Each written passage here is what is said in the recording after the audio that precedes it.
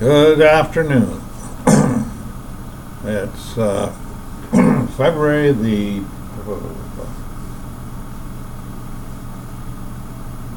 3rd, I guess. Yeah, 2019,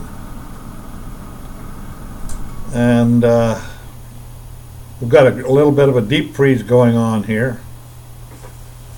I think it's minus 14 right now outside. I was uptown and it felt pretty darn cold. The big deep freeze has been in the interior and down east and all over the place. Hasn't been in BC very much. So it could look like a bit of a cold snap. I don't think it's going to last that long. And our winter will be soon over. Once this cold snap is finished, I think we're pretty near done with winter.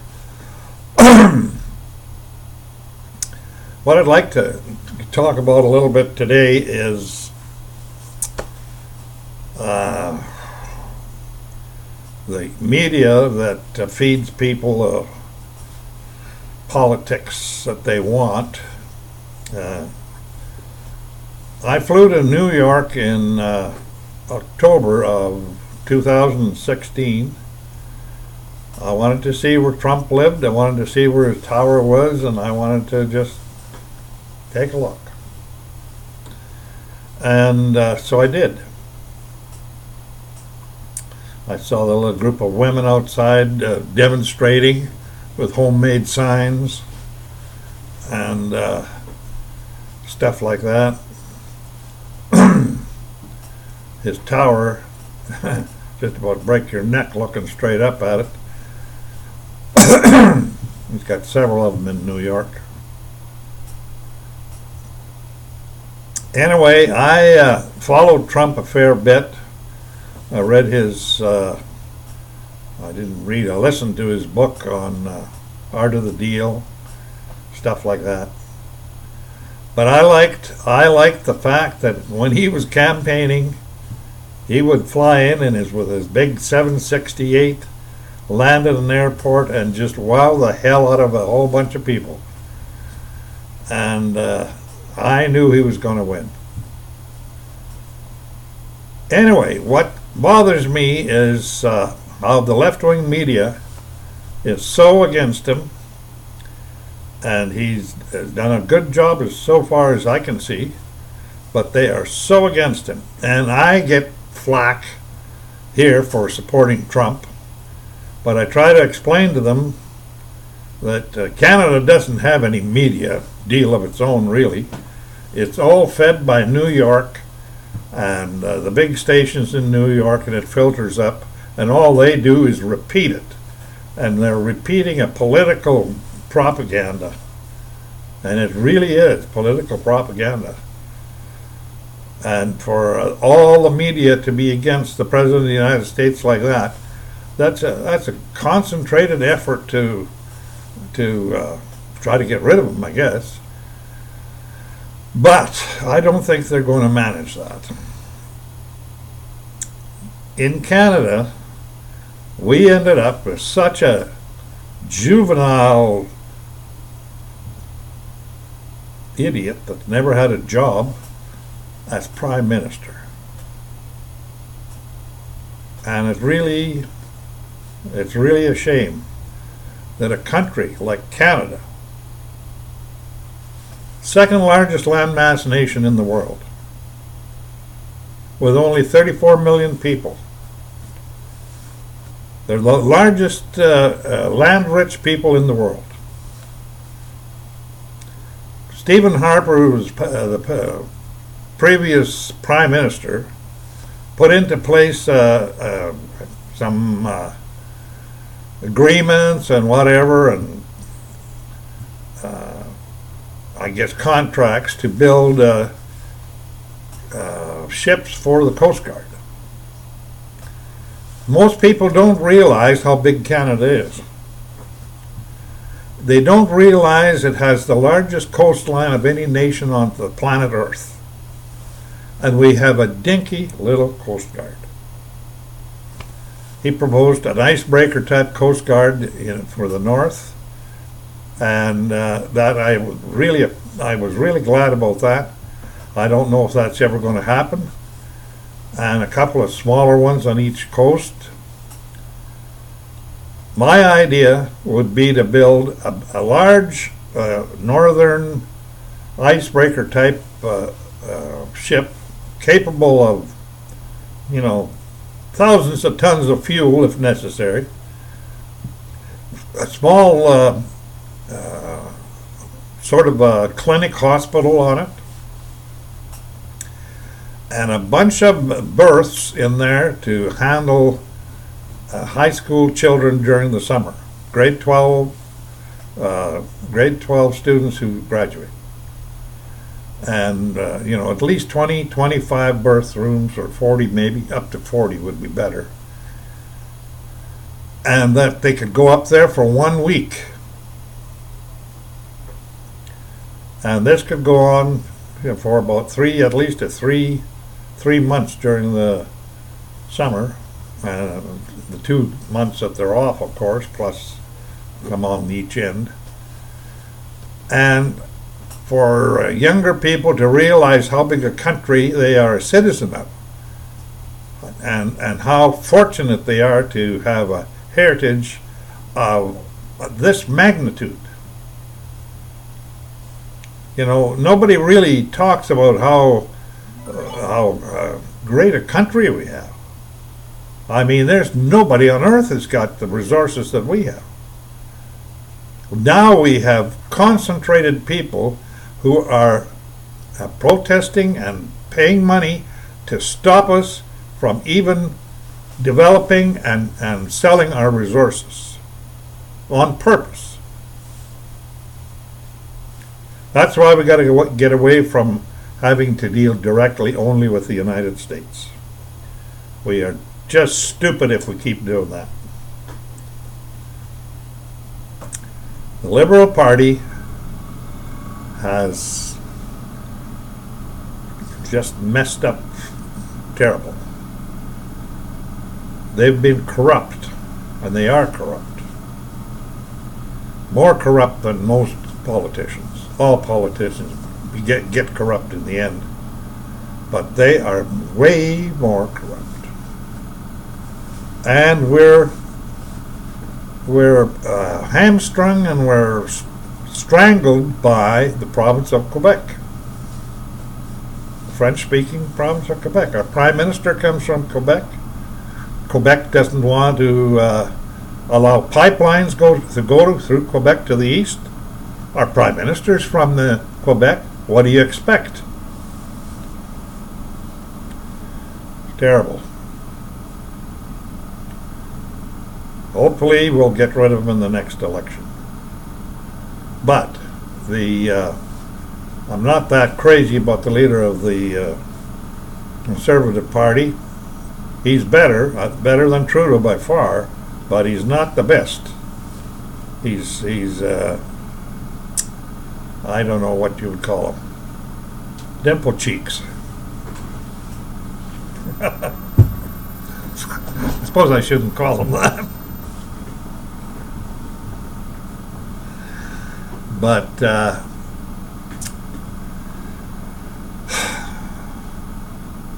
well, it's going to be interesting to listen to Donald Trump's State of the Union speech on Tuesday. He's got a problem with this, the Democrats in Congress. Not so much the Democrats, but with their leader that they've chosen. That old broad should be gone out of there long ago. I think they will kick her out, actually. I think they'll have to.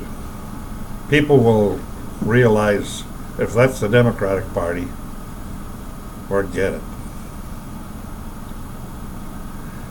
But the thing is, there is so much turmoil going on in the world that it's hard to say what is going to come out of this.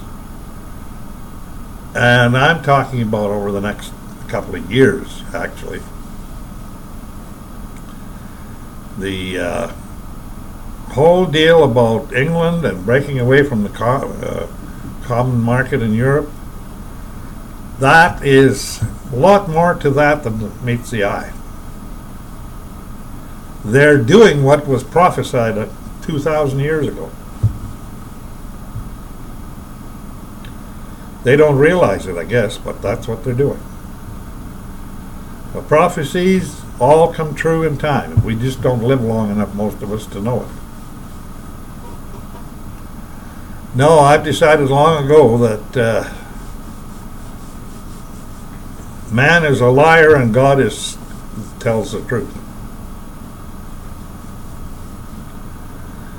It's just sad, but that's the way it is.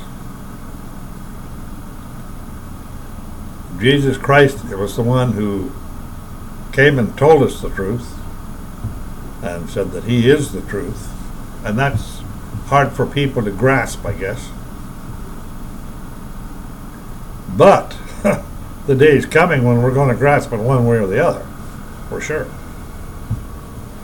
Somebody's going to be here when he comes. I don't know who, but it's going to be a sad group of humans that are going to be here when Jesus Christ actually does come back. Because it won't be what we've been used to. We're going to be looking at a deranged, basically sick, very sick humanity.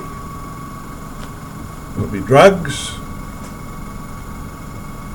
lifestyles that are just weird. They don't promote anything good, no good whatsoever.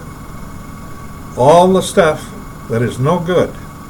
In other words, what is good, what used to be good, they call evil. And what we used to call evil, they call good. Jesus said, woe to those who do that. What does woe mean? It means you're going to get your deal for that. Woe to you. And but that's not going to stop people from doing it. No, people are hell-bent on destroying themselves. The white race goes right along with it, really goes along with it, by letting their women kill their own children, so that another race moves in and takes over. Now you tell me how smart that is. That's also predicted and prophesied. Yes, the trouble is men have become effeminate. And this generation coming up is much more effeminate than before. And they've let women rule over them. And when women rule over men, they're taking the place of Satan, because, and you can laugh at this all you like, but they operate under the same rules as Satan. Satan lost his position in the kingdom of God, actually, because of vanity and jealousy. Go to any big drugstore in downtown and have a look at what's in place for beauty products for women. Take a look at what's there for men. Maybe 3%. The rest is all for women. Vanity. And there's no one who can develop more jealousy and anger than women. Jealousy, vanity, and I think myself, Satan is a spirit. He's the god of this world. And he operates on influencing people through spiritual ways. I don't think he's actually allowed to affect men, but he is allowed to affect women. I'm starting to believe that. So it's a sad thing when that happens. We were all warned not to abandon your responsibility. Men are not supposed to abandon their role and responsibility in the world. Christ laid it out exactly what it was and who was responsible to who. That's all being ignored. And the world will pay a price for it. But the day is going to come when this is all finished, and it's all temporary here on earth anyway. When you read about the kingdom to come, and when Christ finally returns and straightens the world out for 1,000 years, and then after that, then it's done. Then the earth is purged with fire. So it says. And then after that, then that's when the city of God descends on the planet Earth and the eternity begins. That's something to look forward to. That's a whole new ballgame. And the preachers can get up on stools and preach all they like and say, give money, do this. Well, I don't really agree with that, but I know they need money to run the building and do everything else, but do they need all that? I don't think God expects people to be spending money on big buildings to impress him. The thing is, the older I get, the more I realize that God deals so differently than man does, and how politics are so filthily corrupt. The government of man is so corrupt compared to what the government of God will be. I know women don't like it. I get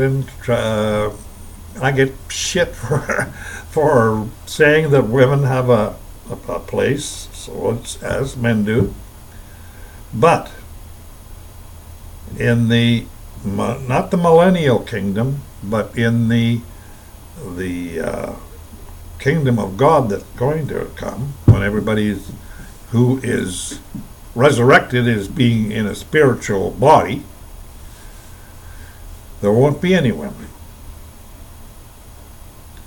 They will all be like young males, one way or the other, but women will also be in the same, because there won't be any two sexes or anything in the kingdom of God. The reason is, all that ever causes is chaos, and there's no chaos in that kingdom. And the women will be resurrected the same way as the men. There'll be no difference about it. There'll be sons of God. And I didn't make that up. That's out of the Bible. I'd rather go by things in the Bible than some guy standing in a pulpit telling me all kinds of stories. I belonged to the Lutheran Church for, 50 years. I didn't go there the last 25 or 30 years very often. But I can't tell you one thing that I learned going to the Lutheran Church. Not one thing. I have listened to a couple of groups that I really pay attention to, and I've gotten a lot of material from them and whatever. And they're pretty adamant that no one goes to heaven. There's no such thing because Christ said so. And I believe what he said. He says, no one has gone to heaven except him who came from heaven. And he says, you will sleep with your fathers. And I believe that. That is what will happen. And that makes sense to me. I mean, you die, you don't know anything, so time doesn't bother you. You could be dead for a year or 10,000 years. Wouldn't matter. You have no conception of time. When Christ returns to this planet, the people that will be here with him then are the ones that are left over from all the wars and killing and upset that's going to take place. How many people that's going to be, I don't know. Plus all the people that he resurrects in the first resurrection. And they'll be in his government. And obviously he's going to take 1,000 years to straighten things out on earth and straighten the people out on earth who are here. And see, I don't think there's going to be any shortage of people for God to pick from for his kingdom. For what I've sort of roughly guessed, and I don't know, I could be terribly wrong, but I'm guessing that there's going to be approximately 75 billion people have been on Earth by that time. 75 billion. That's a lot to pick from. The city that's coming from, that is created and coming down, you can find it in the 20th, the 20th verse of Revelation, I believe it is, or I forget. But anyway, reading it is everyone should read that. To get the size, 12,000 furlongs on each side, and 12,000 furlongs high. Now, I was in real estate for 20 years. I've been building houses and places for another 20. And believe me, what it's built out of, it doesn't really say. It says what the foundations are and how thick the walls are. But that's like, one side of it would be approximately from Vernon, where I live here, to, say, Los Angeles. That's one side. Now, you square that up and put it 1,500 miles high. How many people could that handle?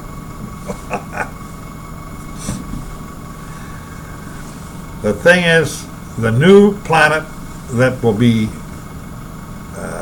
basically redone then, after it's all purged by fire, because it has to be totally pure when God comes to this planet.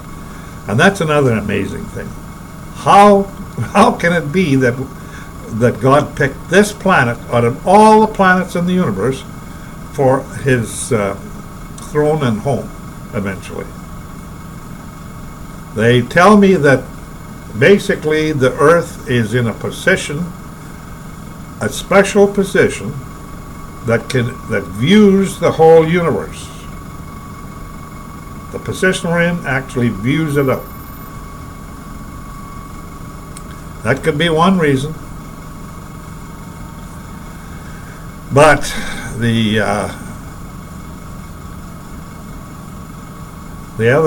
new world won't have any sea. That will be evaporated by fire. Gone. It'll have water. Water will come right out of the city. and it has 12 gates, 3 on each side, made out of a large pearl. And the thing is, what are all these people going to do? You know, I firmly believe that God has all kinds of things for them to do. There'll be all kinds of levels. One of the things is that not everyone is going to be equal in the kingdom of the city of God. Because many places Christ said, so-and-so will be the least in the kingdom, and so-and-so will be the greatest. So there's going to be a lot of them in between.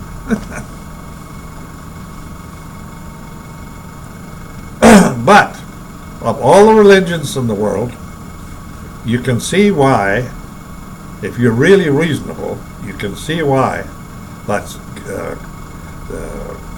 Christianity, or the belief in Jesus Christ and God the Father, who are the family of God, who are the creators of the universe, is the only basically reasonable thing you could believe in. Any other religion doesn't seem to handle that.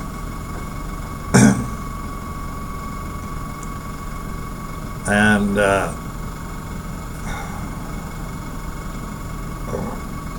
it's quite a thing that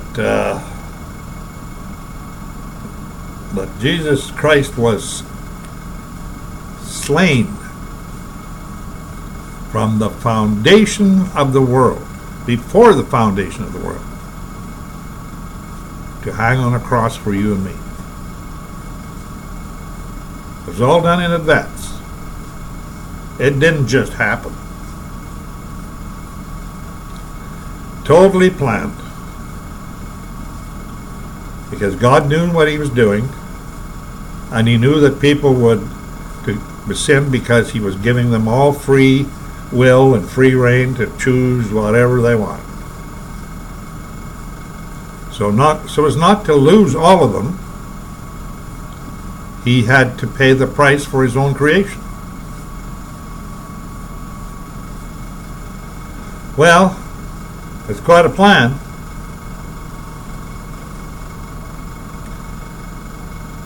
We'll find out one of these days. And we will find out. Because we die, we just wait until the time comes. So, I guess we're in the waiting mode right now. Anyway, talk to you later. Bye now.